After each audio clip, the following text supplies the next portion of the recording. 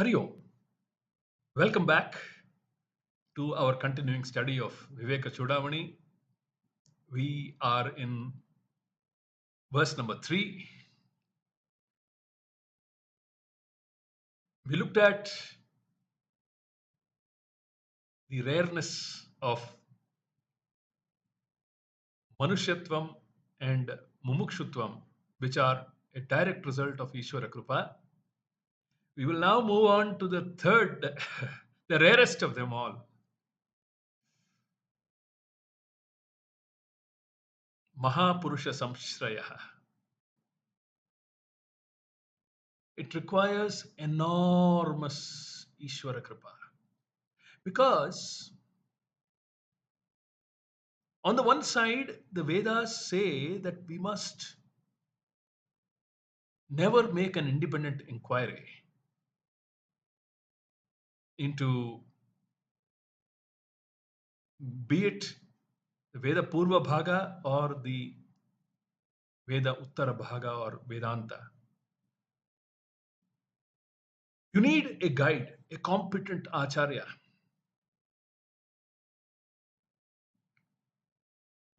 And we don't know who this Acharya is. If I knew, I wouldn't require an Acharya. It's because I don't know the subject matter of the Vedas. I need an Acharya, but I don't know how do I locate this Acharya. The Acharya, like Lord Krishna was, he was right there for the asking. He was with Arjuna all through his life, through his growing years. He was with Arjuna when they went through their travails and tribulations in the forest.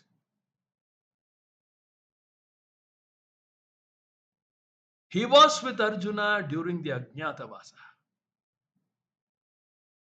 He was with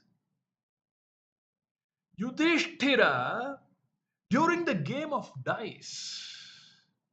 But he was not in the Sabha.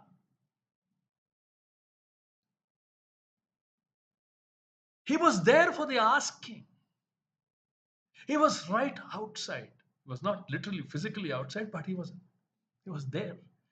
Just like Duryodhana took Shakuni's help, Yudhishthira could have very well taken Krishna's help, but he didn't. But he was there, Krishna was there, because they were basically Satviki and Bhagavan was there with them. But he was there for the asking. You have to ask. So, Jagadguru Krishna Parthasarathi was there with Arjuna. But it takes a certain situation for Arjuna to pose that question. Shishyasteham shadhimam tvam prapannam. He has to say that. He has to reach out.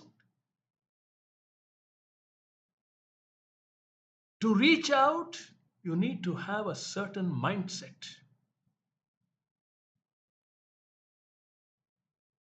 For which you require Ishvara Anugraha. We saw that. So it is Ishvara who is like a satellite, He is watching. He has, like Swamiji says, he has a Guru agency. So the student has to be ripened enough. When the student is ready, the teacher will come. The readying of the student is also because of Ishvara Anugraha.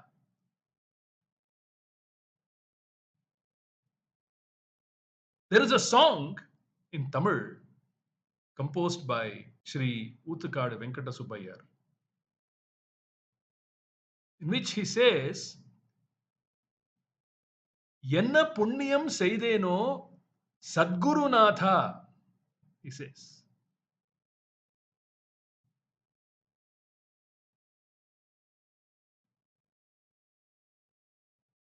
என்ன தவம் செய்தேனோ உன் அருள் பெறவே. What tapas have I done or should I do to receive your grace? So the achieving of the Guru, he may be next door. Swamiji says many a time when he conducts classes in certain venues, you know, there are students who would attend his classes by changing two buses, coming all the way from probably Chengalpet, which is a satellite township close to Chennai. They would lose their shirts to come and attend Swamiji's class. But people in the locality, people in the next building, even if they are aware that such a thing, they may not be even aware. To be even aware requires certain punyam. He says, they don't come. So he would say jocularly, I should probably plan to have some shundal distribution after or before class in order to even create this awareness. Probably they will come for shundal, and then shundal is a prasadam basically. It's a steamed, I don't know, some peas or something like that, which is given, as a prasadam at the end of a talk or a upanyasam. So Swamiji would jocularly say, so it isn't easy just because you see a sannyasi walking up and down in your locality. It's not that easy. You need that anugraha. Something has to be triggered in your mind. So Mahapurusha Samshrayaha, Acharya says, is a result of Ishvara connecting you, the Mumukshu, with the Mahapurusha.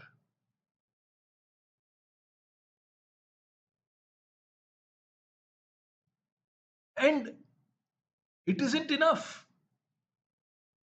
that you come to the portals or the doorstep of the Mahapurusha.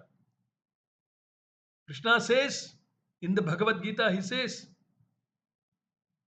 yes, you have come in search. I have sent you I have sent you to the Mahapurusha.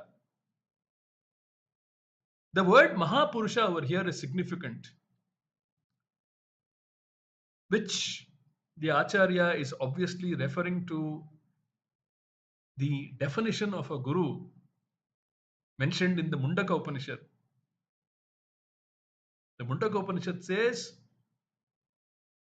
the guru should be a Shrotriya and a Brahmanishtha Acharya. It would be interesting to understand what these two terms mean. A Shrotriya is a person. Shrotriya means he who has heard the teaching, from whom he ought to be necessarily a student of his guru. He ought to have been a student compulsorily. There's no question of giving out your own philosophy. No. He ought to be part of a sampradaya, a Guru Sishya sampradaya. So, a Shrotriya, to have learnt, there's a methodology, there's a teaching methodology that is adopted in passing down the Vedic tenets, both Veda Purva Bhaga and Uttara Bhaga. He should have been a student who has done Shravanam. And what is the definition of Shravanam? Consistently and systematically studied the Vedantic scriptures for a length of time under the guidance of a competent Acharya. So he ought to be a Shrotriya for a length of time. He ought to have gone through Shravanam, Mananam, and Nididhyasanam and gained Brahmatmana Samsthitihi, like we saw in the previous verse. So, Shrotriya and a Brahmanishtha.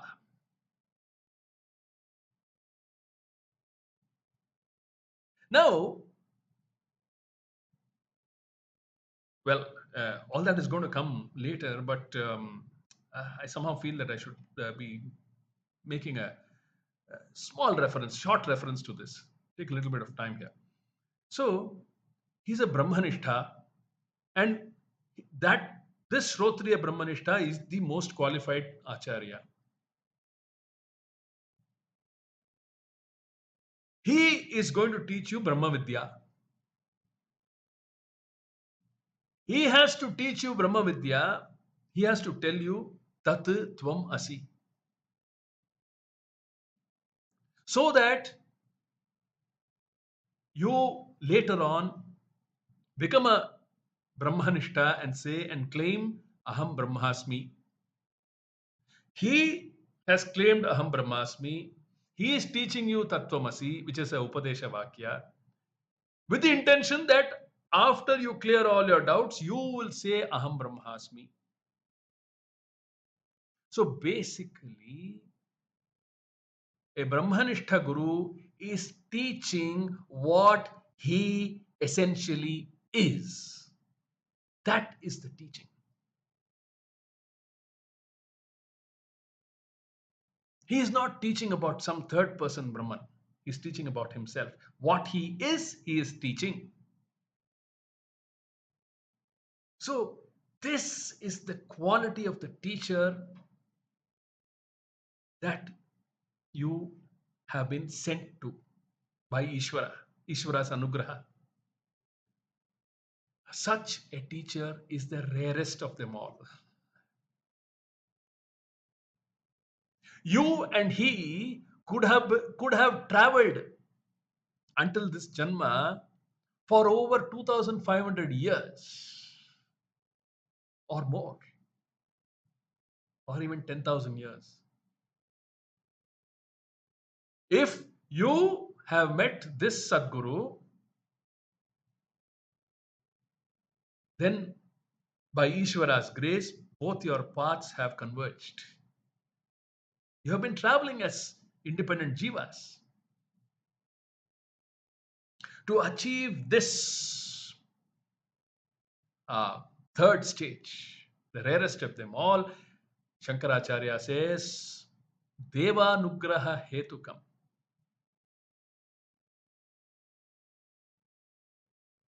என்ன புண்ணியம் செய்தேனோ Sadgurunatha.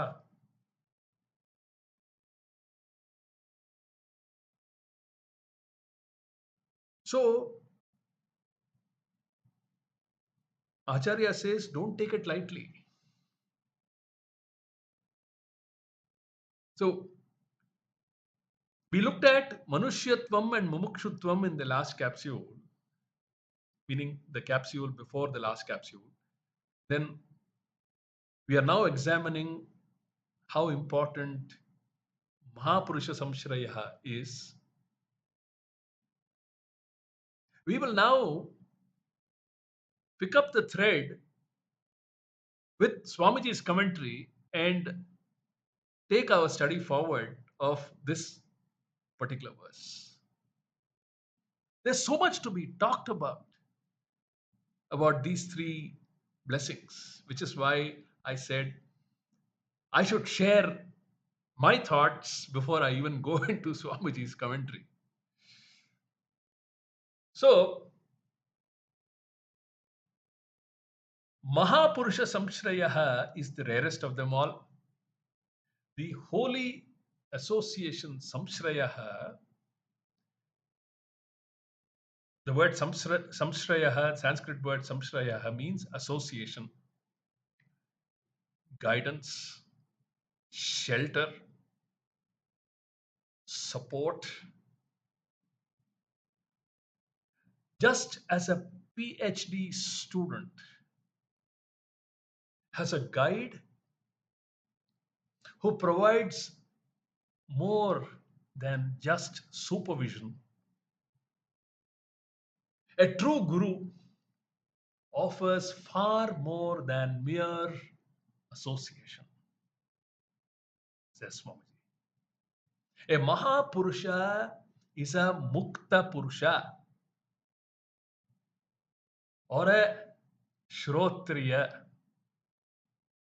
Brahmanishtha Guru. Very important definition of a Guru, an Acharya. He is called Mahapurusha. Acharya very closely, Shankaracharya very closely follows the Mundaka Upanishad definition. And he deliberately uses the word Mahapurusha. Thus, these three, Manushyatvam, Mumukshutvam, and Mahapurusha Samshrayaha, association with a Mahapurusha, are rare and achieved only by Ishwara's Anugraha.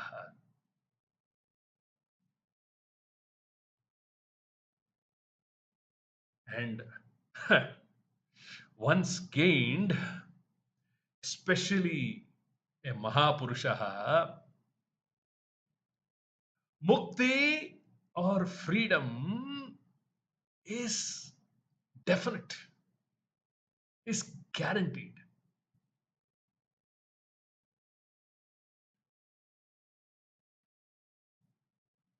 Mukti is doubtful only if either the person is not a mumukshu, there being some problem, or Swamiji says, his guide is not a Mahapurusha. But if a mumukshu, a ripened seeker, and a Shrotriya Brahmanishtha Guru or Acharya meet, Mukti is a certainty. Mukti is a given, even if you don't want it. When a mumukshu and a Mahapurusha come together, Yamadharma Raja says in Kathopanishad, Ananya Prokte Gatiratra Nasti. There's no other Gati, says the Kathopanishad. When a qualified Shishya meets a qualified teacher, Gatihi Nasti. There is no way of escaping moksha. Such is the conviction with which Kathopanishad makes that statement. There is no way of escaping from moksha. Shishyas will get moksha helplessly. We will continue this discussion of this great portion of this verse. Every verse is a loaded verse. It pays to just linger in each verse, to imbibe the quality that is presented in each verse and make it our own. We will pick up the thread of this valuable discussion in the upcoming capsules and take our study forward. Hari Om.